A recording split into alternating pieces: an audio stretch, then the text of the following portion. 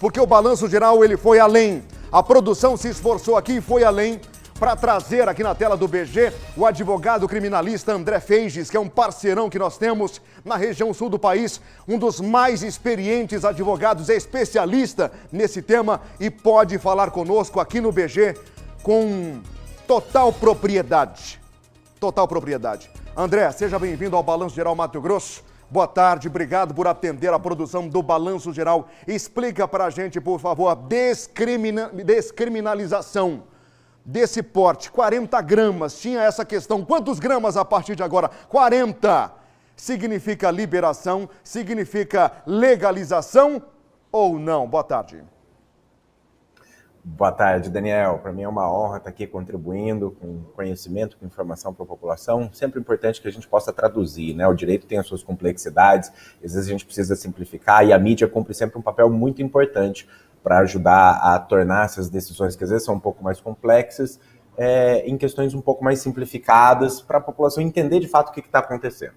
O que o STF fez nessa situação não foi legalizar, não tem nada legalizado. Maconha continua proibida no Brasil. E isso precisa ser muito claro para as pessoas. A maconha continua proibida. Agora, ela mudou o nível de proibição.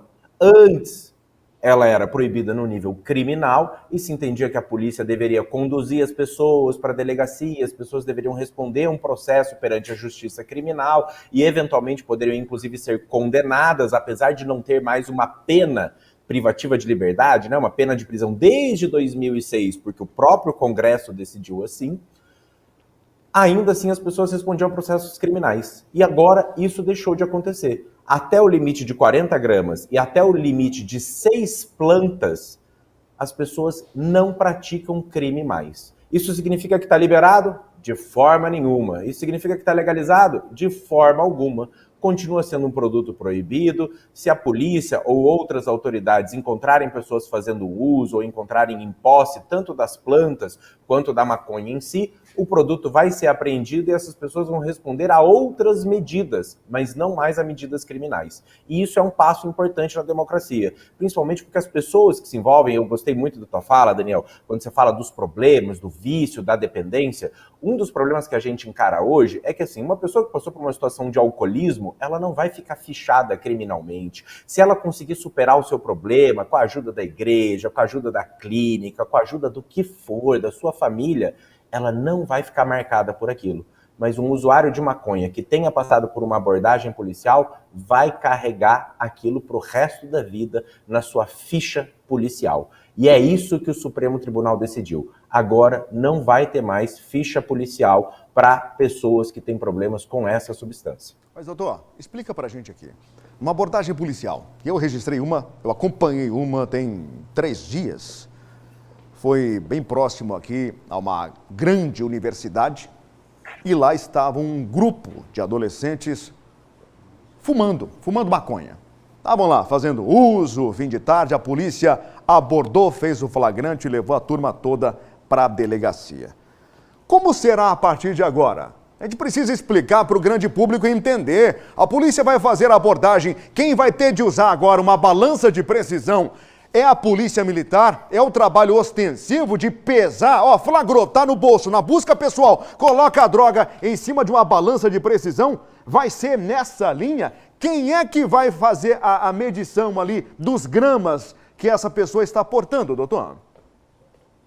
Meu caro, viaturas hoje já são equipamentos precários e na maior parte das situações já não contam com equipamento, às vezes nem mesmo de segurança para o próprio policial. Então acreditar que a gente vai equipar viaturas e os próprios agentes policiais militares com balanças ou com outros tipos de instrumentos para essa verificação seria absurdo nesse país. O que vai acontecer, ou pelo menos pela regra provisória fixada pelo STF, é que essas pessoas vão continuar sendo encaminhadas para a delegacia quando tiverem situações ali que precisem ser registradas, mas não haverá o registro na sua ficha policial, não haverá o seu registro criminal. Isso é muito importante, é muito diferente, porque especialmente para a população jovem e pobre e com baixa escolaridade, um registro criminal por uma simples posse de maconha pode virar um problema para esse sujeito conseguir emprego para o resto da sua vida. Hoje, nem mesmo a pessoa não consegue nem mesmo ser motorista de aplicativo se ela tiver um histórico desses. Então, a ideia não é que as pessoas possam usar, a ideia é que as pessoas não sofram essas consequências severas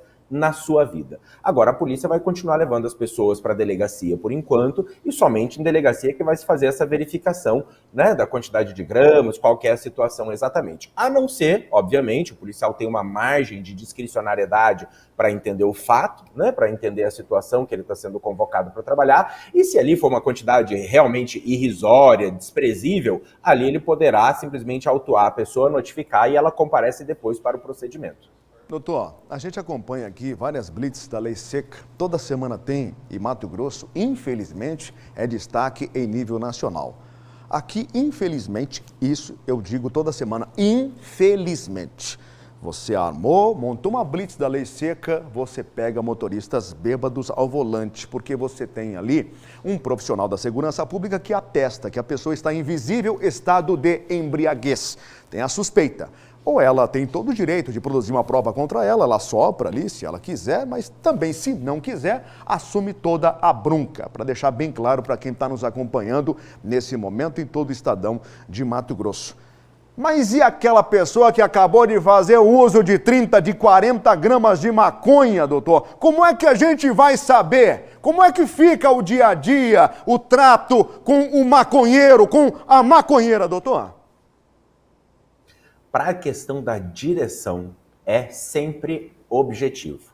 Qualquer substância que altere a capacidade de dirigir, que altere a velocidade de reação do motorista, implica na incorrência de um crime, porque implica um risco para terceiros. Operar uma máquina de 1 tonelada ou mais em alta velocidade é algo que ninguém deve fazer com a consciência alterada. Seja pelo álcool, que é uma droga lícita, seja por medicamentos, então lá os tarja preta, né, os medicamentos psiquiátricos, alguns medicamentos neurológicos, também podem provocar alterações psíquicas, né, alterações na capacidade de tomada de decisão e de reação, mas também as drogas ilegais. As drogas ilegais, inclusive, já estão previstas no próprio artigo 306 do Código de Trânsito, que é o que caracteriza o crime de direção alcoolizada.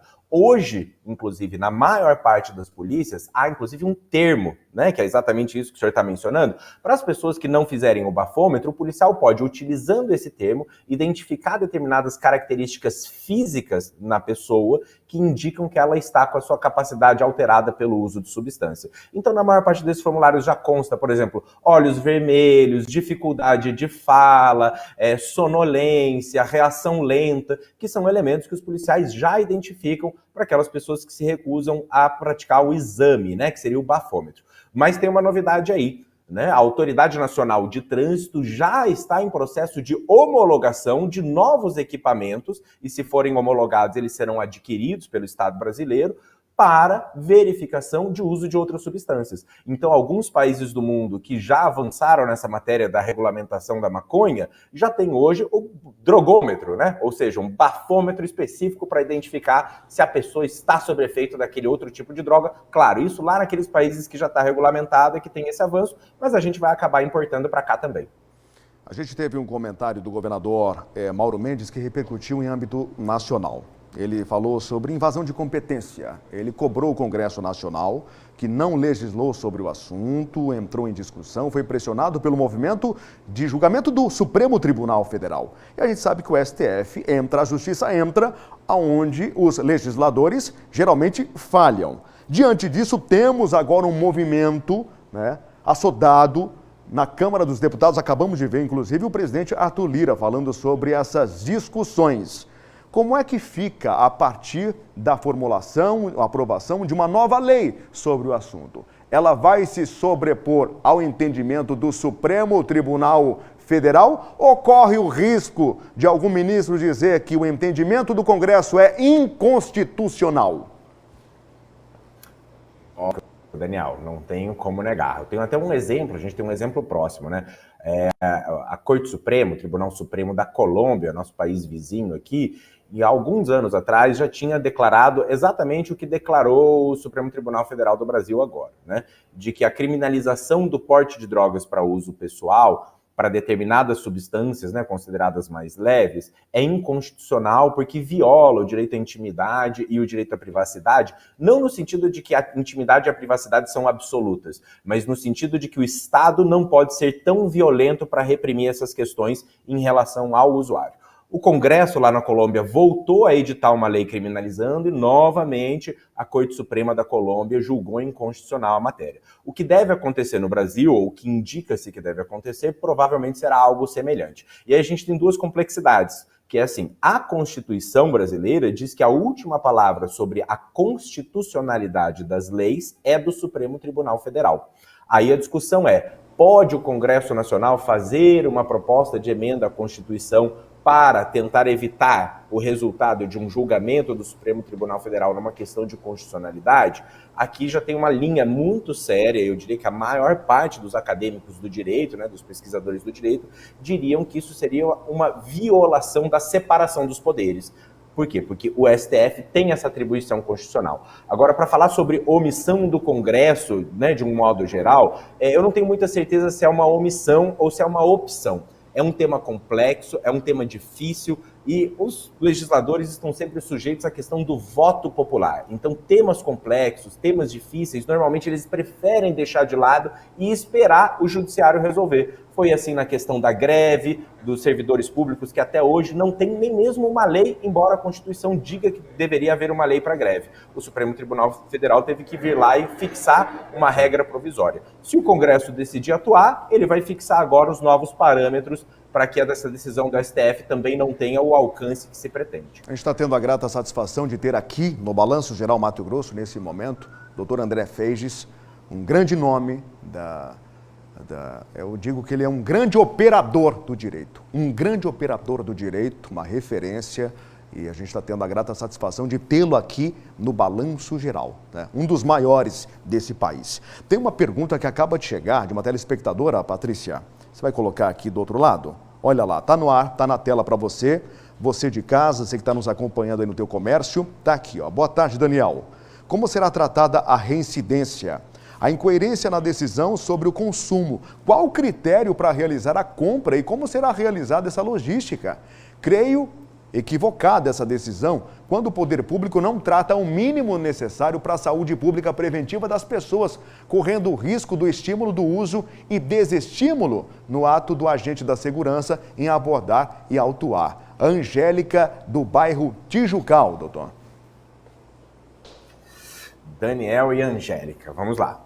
De novo, há sim um problema, né? A gente não tem como negar isso, descriminalizar algo, né? Que basicamente é uma política de certa tolerância. Sem que exista uma viabilidade para que as pessoas tenham acesso a isso, vai criar, melhor seria a gente interpretar que vai demonstrar, ele vai evidenciar que existem outros problemas nessa lógica. Agora, é preciso exatamente deixar isso claro. O STF não está legalizando, então ele não pode entrar nessas questões de quem vai fornecer, quem vai produzir, como que isso vai ser feito, porque não está entrando nesse ponto. O STF continua dizendo que é proibido, apenas mudou o nível, o grau de reprimenda, o grau de punição dessa proibição. Então vai continuar proibido, as pessoas não vão poder comprar. Eu vi a notícia antes, os chocolates ainda não vão estar podendo acontecer, não vai poder ter na banquinha de jornal e nem nada semelhante. Tá certo, doutor. A respeito dessa questão, né, enquanto o senhor respondia aí, nós temos a proibição do cigarro eletrônico, né, da comercialização de cigarro eletrônico, tem uma reprimenda, eu vou dizer até essa palavrinha, uma reprimenda mesmo, é geral, né, em torno do cigarro eletrônico, até uma pressão da indústria do fumo. Mas agora nós temos, sim, um estímulo à posse de 40 gramas de maconha. Será que o próximo caminho em nível de país será a abertura de portas para a legalização e cobrança de impostos sobre venda dessas 40 gramas de forma legalizada, doutor? Já há algum movimento de bastidores nesse sentido? Com certeza, Daniel. Eu diria assim, não é só aqui no Brasil, isso é para quem estuda esse fenômeno no mundo, a gente sabe que isso vem acontecendo no mundo. Um dos campos talvez mais representativos para o direito brasileiro é o direito alemão, e a Alemanha acaba de regulamentar essa matéria, exatamente diferente do STF, que está só dizendo que não é crime, Lá na Alemanha, eles passaram a dizer que é direito das pessoas cultivarem até 3 plantas de maconha em casa e terem até uma determinada quantidade. E para isso já prevendo também ciclos produtivos de comércio, de acesso e tudo mais. Estados Unidos hoje está reestruturando toda a educação pública e a saúde pública com o dinheiro que está recebendo a partir dos impostos cobrados com a venda legalizada da maconha, tanto recreativa quanto medicinal, que já está acontecendo naquele país há muito tempo. Do lado de cá, né, na América do Sul, nós temos a situação do Uruguai, nós temos a situação da Argentina, são 2 países que também já estão prevendo regras, mas, de novo, muito além do que decidiu o STF, porque esses países estão entrando de fato na legalização. Aqui no Brasil já há interesse. Posso dizer que Mato Grosso do Sul, Paraná, Goiás, são estados, por exemplo, em que parte do empresariado ligado ao agronegócio e que tem esse trânsito internacional já está fazendo pressão para que possa assumir isso e exatamente trazer esse comércio que gera muito dinheiro e, por consequência, muito poder, tirar esse negócio da mão da criminalidade violenta, da criminalidade organizada e trazer isso para o empresariado e para a legalidade, para o recolhimento de tributos. É um futuro que, tudo indica, deve acontecer em algumas décadas nesse país também. Doutor, na situação hipotética de uma abordagem policial, que chega ali e encontra um grupo de 5 ou 6, sejam jovens ou não, fazendo uso de maconha. Além do cigarrão, tem ali no bolso de cada um, 1 ou 2 porções. Você sabe que aquilo ali não dá nem 20 gramas, né? Uma situação hipotética de abordagem. Esse grupo, né, cada um ali com 30 a 40 gramas, eles estão apenas portando, né? Estão ali num beco ou na porta de alguma residência, enfim, mas estão, se fosse na porta de uma residência, estariam ali num espaço delimitado, certo? Qual é a motivação de um policial militar, um trabalho ostensivo de prevenção e combate ao tráfico de drogas, de fazer um encaminhamento desse para a central de flagrantes, sabendo que o término do procedimento burocrático será mais trabalhoso para o policial do que necessariamente para esse grupo encaminhado para a delegacia, que vai sair antes da delegacia do que o policial militar, doutor? Perfeito, Daniel. É uma problemática muito séria, a gente não tem como negar, né? Hoje, a maior parte dos estados brasileiros tem 2 ocorrências policiais como responsáveis pela maior demanda de viaturas. E, curiosamente, elas são 2 fatos, em geral, não associados a comportamentos violentos, que é o uso de drogas, né, o porte de drogas para uso pessoal e a perturbação do sossego. O que isso é um dado importante para a gente dizer, né, para a gente entender enquanto sociedade? Quer dizer que a gente está ocupando a maior parte dos policiais e a maior parte das viaturas durante a maior parte do tempo com barulho e com maconha. E me parece que nesse país que é violento, com tanto roubo, com tanto furto, com tanta agressão e, sobretudo, com tanto homicídio, a gente precisa usar as polícias com um pouco mais de inteligência. Então, o que o STF fixou? Ele fixou que a polícia vai poder continuar prendendo as pessoas que estejam praticando tráfico de drogas, mesmo que seja de um mísero grama de maconha, desde que a polícia qualificadamente apresente provas que vão além da simples posse. E esse é um passo importante, né? As polícias têm que fazer isso, porque senão acaba numa outra coisa, que infelizmente, aqui no papel de advogado, muitas vezes as pessoas nos cobram, nos colocam a culpa, que a polícia prende, a justiça solta. Por que isso acontece? Porque diferente de simplesmente a pessoa estar praticando um fato, a questão do quem é que ganha o processo, quem é que ganha o processo é quem produz a prova. E a polícia precisa qualificar a prova que ela está produzindo de tráfico. Esse é o ponto-chave. As polícias vão ter que se redesenhar, vão ter que se reestruturar, e inclusive algumas coisas vão ter que produzir provas mais qualificadas. Fazer um vídeo da transação, fazer uma foto da entrega do produto para outra pessoa, aprender outros itens que não só a droga. A partir daí, as pessoas vão continuar tendo a mesma situação, vão continuar enfrentando os mesmos desafios na justiça criminal, serão condenadas, serão julgadas e assim por diante. Doutor André, estou recebendo aqui várias manifestações, a minha diretora hoje, a Patrícia, está comunicando aqui, manifestações de agradecimento pelo tirar dúvidas. As pessoas, elas se sentiram, né, como parte aqui do Balanço Geral, estão sendo gratas e mandando recado para a gente aqui em gratidão pela tua participação, por esse Tira Dúvidas para todos os públicos, independente do grau de escolaridade, da condição profissional, financeira da pessoa que nos acompanha nesse momento, para tirar dúvidas, fazer esclarecimentos aqui no Balanço Geral, viu? Tem mais uma aí, Patrícia? Chegou agora a pergunta. Vamos lá, pode botar na tela, por favor. Eu vou abusar um pouquinho da agenda do Dr. André Feijes aí, por favor, vamos lá. Tem mais uma? Pode colocar na tela, por favor, a dúvida do telespectador do Balanço Geral. Uma pergunta para o advogado. Usuário pode usar em qualquer lugar? Pergunta do Rosalvo, doutor. Rosalvo, primeira coisa, né? Se for de interesse próprio, eu não recomendo que o senhor use em público. Mas, de um modo geral, né? Brincadeiras à parte, a ideia é assim, continua proibido, meu amigo. Continua proibido. As pessoas têm que entender isso, continua proibido. Agora, o nível de proibição é que mudou. Então, se antes, por exemplo, eu gosto sempre de dar o exemplo do direito de trânsito, né? Dirigir bêbado ou dirigir sob efeito de maconha é crime. Agora, tem outras ilegalidades que não são crime. Por exemplo, estacionar em cima da faixa, não respeitar o semáforo. São outros tipos de infração administrativa. Então, hoje o uso de maconha vai cair nesse lugar. Se as pessoas estiverem usando em público, qualquer autoridade vai poder interferir, vai poder apreender e vai poder encaminhar a pessoa para as providências administrativas. Agora, a questão do uso em espaços públicos, eu diria por duas questões que são importantes. A primeira é que a gente já tem uma legislação anti-fumo. E eu gostei que o senhor mencionou ali a questão dos cigarros eletrônicos, né? Quando surgem os cigarros eletrônicos, já teve ali o pessoal que veio discutir, não, mas isso aqui não é cigarro, então não entra na lei, eu posso fumar aqui dentro do bar, posso fumar no restaurante? Não, não pode. Todos os produtos que geram fumaça, que geram vapor, que são coisas que invadem outras pessoas, porque é diferente de tomar uma cervejinha. Quando você está tomando uma cervejinha, aquilo ali não invade ninguém. Agora, quem fuma, aquilo está invadindo as pessoas que estão em volta. Então, a lei antifumo já proíbe qualquer tipo de uso de qualquer produto fumado na maior parte dos espaços. Existe uma tendência mundial também de proteger determinados espaços públicos, como praças, parques, equipamentos de lazer e equipamentos esportivos. Então a gente já tem visto uma série de leis mais recentes nos municípios e nos estados, já fixando, por exemplo, a ideia de multa para usuário de drogas que for flagrado usando em praças ou parques. Tem lugares hoje, Estados Unidos e alguns outros países, que estão proibindo, inclusive, o cigarro nos parques e nas praças. Então, a resposta é, o uso em público não está protegido. O único espaço realmente que será protegido para as pessoas fazerem uso dessa substância será a privacidade dos seus lares.